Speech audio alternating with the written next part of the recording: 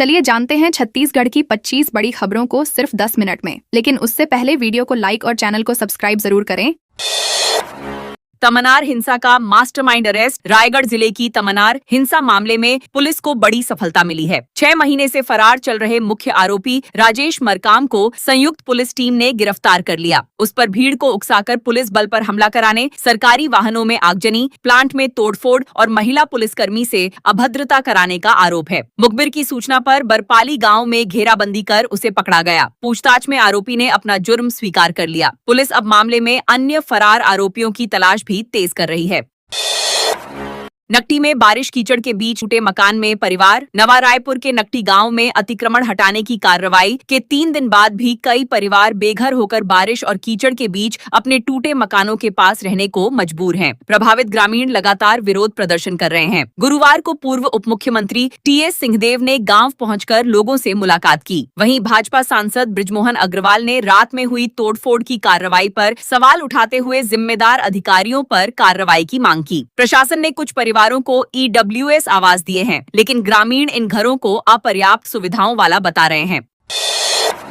Money laundering के नाम पर 19 लाख की ठगी। दंतेवाड़ा पुलिस ने साइबर ठगी के एक बड़े मामले का खुलासा करते हुए केरल के पलक्कड़ जिले से 2 आरोपियों को गिरफ्तार किया है। आरोपियों ने आधार कार्ड सत्यापन और मनी लॉन्ड्रिंग में फंसाने की धमकी देकर बचेली निवासी व्यक्ति से 19 लाख रुपए ठग लिए थे। जांच में पता चला कि आरोपी किराए के बैंक खातों के माध्यम से रकम को क्रिप्टो करेंसी में बदलकर सबूत मिटाने की कोशिश करते थे। दोनों के खिलाफ देश के 9 राज्यों में 17 साइबर शिकायतें दर्ज हैं। पुलिस मामले में आगे की जांच और नेटवर्क की पड़ताल कर रही है।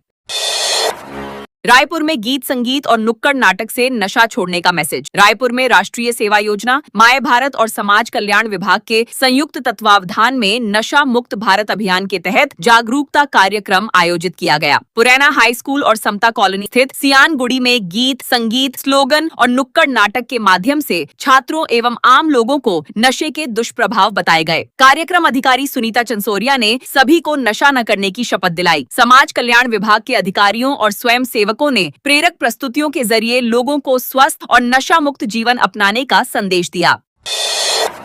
नकटी गांव में कार्रवाई। प्रशासन बोला सरकारी जमीन से हटाया गया अतिक्रमण। नवा रायपुर के नकटी गांव में अतिक्रमण हटाने की कार्रवाई को लेकर प्रशासन ने अपना पक्ष स्पष्ट किया है। अधिकारियों के अनुसार यह कार्रवाई अचानक नहीं बल्कि करीब 2 वर्षों से चल रही कानूनी प्रक्रिया और नोटिस देने के बाद की गई। प्रशासन का कहना है कि कई लोगों ने सरकारी जमीन पर हजारों से लेकर 29,700 वर्ग फुट तक कब्जा कर रखा था। इस भूमि का बाजार मूल्य लगभग 5,000 रुपए प्रति वर्ग फुट बताया गया है। प्रशासन ने कहा कि सभी कार्रवाई नियमानुसार की गई और सरकारी भूमि को अतिक्रमण मुक्त कराया गया है। सुकमा के तुमलपाड़ में बुनियादी सुविधाओं की मांग। सुकमा जिले के ग्राम तुमलपाड़ के ग्रामीणों ने बिजली, पेयजल, सड़क और पीडीएस भवन जैसी बुनियादी सुविधाओं की मांग को लेकर जिला पंचायत के मुख्य कार्यपालन अधिकारी मुकुंद ठाकुर से मुलाकात की। कांग्रेस जिलाध्यक्ष हरीश कवासी भी ग्रामीणों के साथ मौजूद रहे। ग्रामीणों ने गाँव की समस्याओं से अधिकारियों को अवगत कराते हुए जल्द समाधान की मांग की। सीईओ ने संबंधित विभागों को आवश्यक कार्रवाई के निर्देश दिए और समस्याओं का शीघ्र निराकरण करने का आश्वासन दिया। इससे ग्रामीणों में विकास कार्यों को लेकर नई उम्मीद जगी है। राजनांदगांव में शराब की ओवर रेटिंग करते 2 सेल्समैन पकड़े गए। राजनांदगांव में शराब दुकानों पर ग्राहकों से तय कीमत से अधिक पैसे वसूलने की शिकायतों के बाद आबकारी विभाग ने बड़ी कार्रवाई की। दुर्ग संभाग की उड़नदस्ता टीम ने 2 कंपोजिट शराब दुकानों पर औचक निरीक्षण किया और डमी ग्राहक भेजकर जांच कराई। जांच में दोनों दुकानों पर ओवर रेटिंग की पुष्टि होने पर 2 सेल्समैनों को पकड़ लिया गया। आबकारी विभाग ने दोनों के खिलाफ मामला दर्ज कर आगे की कार्रवाई शुरू कर दी है। अधिकारियों ने कहा कि ऐसी शिकायतों पर लगातार निगरानी रखी जाएगी।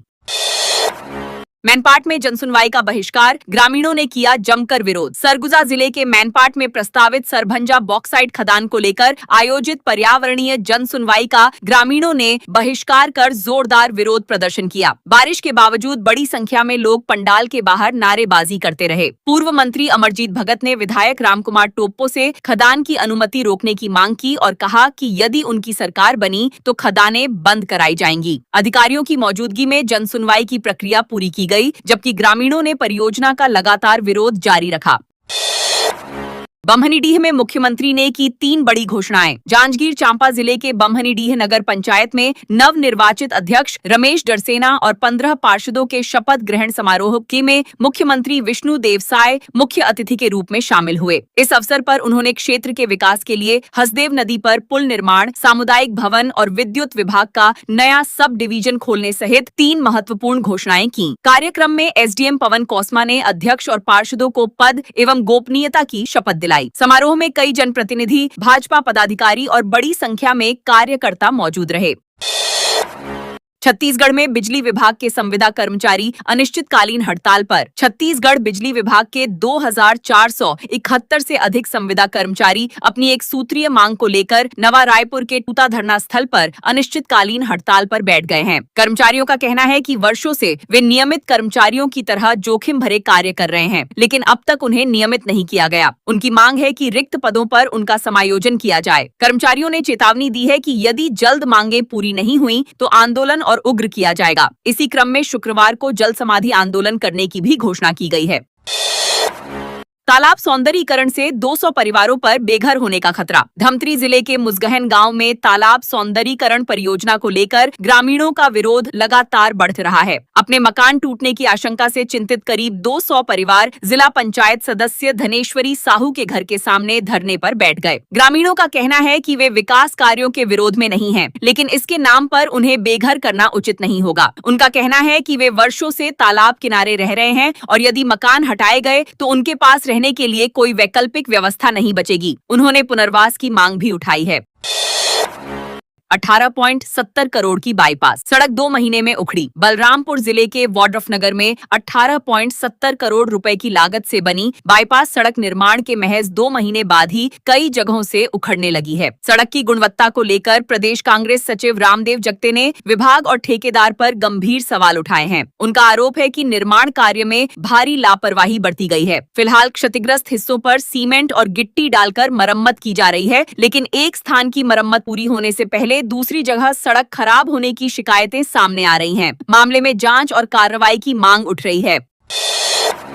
नार्को पॉलीग्राफ टेस्ट के लिए सहमति जरूरी। छत्तीसगढ़ हाईकोर्ट ने महत्वपूर्ण फैसला सुनाते हुए कहा है कि किसी भी व्यक्ति की सहमति के बिना उसे narco analysis, polygraph, brain mapping या अन्य वैज्ञानिक परीक्षणों के लिए मजबूर नहीं किया जा सकता। रायगढ़ जिले के एक हत्या मामले में पुलिस प्रताड़ना की शिकायत पर सुनवाई करते हुए चीफ जस्टिस रमेश सिन्हा और जस्टिस रविंद्र कुमार अग्रवाल की खंडपीठ ने यह आदेश दिया। कोर्ट ने याचिकाकर्ताओं को राहत देते हुए सभी वैज्ञानिक परीक्षणों पर रोक लगा दी तथा पुलिस को जांच के दौरान कानूनी प्रक्रिया का पालन करने और अनावश्यक दबाव नहीं बनाने की हिदायत दी।